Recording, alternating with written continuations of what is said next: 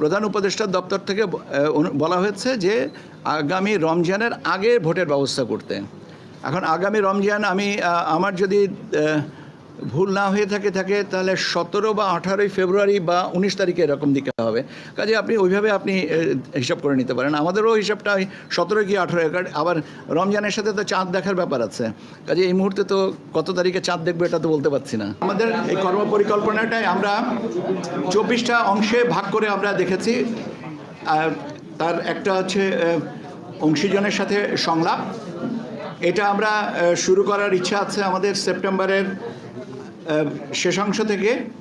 আমরা 1 থেকে 1.5 মাস সময় নিব। এটার সাথে সুশীল সমাজ, রাজনৈতিক দলের প্রতিনিধি, বিশ্ববিদ্যালয়ের শিক্ষক, নারী সমাজের প্রতিনিধি, ইলেকট্রনিক অ্যান্ড প্রিন্ট মিডিয়ার ব্যক্তিত্ব যারা আছেন ইত্যাদি যারা আছেন তাদেরকে সবাইয়ের সাথে আমরা এই সংলাপগুলো করব। এবং সংলাপের জন্য সময়সূচিগুলো আমরা পরবর্তীতে জানিয়ে দেব এবং আমরা তাদেরকে আনুষ্ঠানিকভাবেও আমন্ত্রণ করব। এটা আমরা সেপ্টেম্বরের শেষে থেকে শুরু করে নভেম্বরের 1 থেকে 1.5 মাসের মধ্যে আমরা কমপ্লিট করব। আপনারা জানেন যে ভোটার তালিকা এই কাজটা আমরা অনেক দিন ধরেই করছি এবং আমরা আপনাদেরকে জানিয়েছি যে আমরা 3টা ভোটার তালিকা এবার প্রকাশিত হবে এবং একটা হয়ে গেছে 2রা মার্চ, এখন আরেকটা যেটা হচ্ছে সেটা হচ্ছে 31শে অগস্ট। আর এর পরবর্তীতে আমরা 31শে অক্টোবর পর্যন্ত যাদের বয়স 18 বছর হবে তাদেরকে নিয়ে একটা ভোটার তালিকা করব, যেটা আমরা কমপ্লিট করব by the end of November.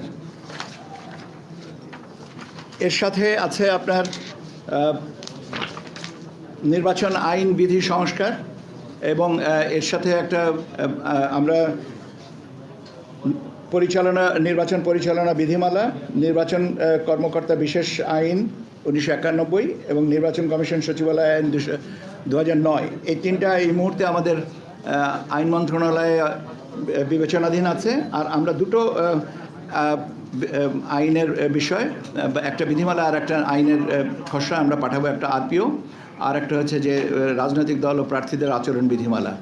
এটা একটার সাথে আরেকটা পরস্পর অঙ্গাঙ্গিকভাবে জড়িত বিধায় এটা আমরা একসাথে পাঠাবো এবং আমরা আশা করছি আমরা আগামী সপ্তাহে এটাকে আইন মন্ত্রণালয়ে পাঠিয়ে দেবো, ভেটিং অ্যান্ড সাবসিকুয়েন্ট যে কাজগুলো আছে। নতুন রাজনৈতিক দলের নিবন্ধনের যে কার্যক্রম আপনারা জানেন যে আমরা মাঠ পর্যায়ে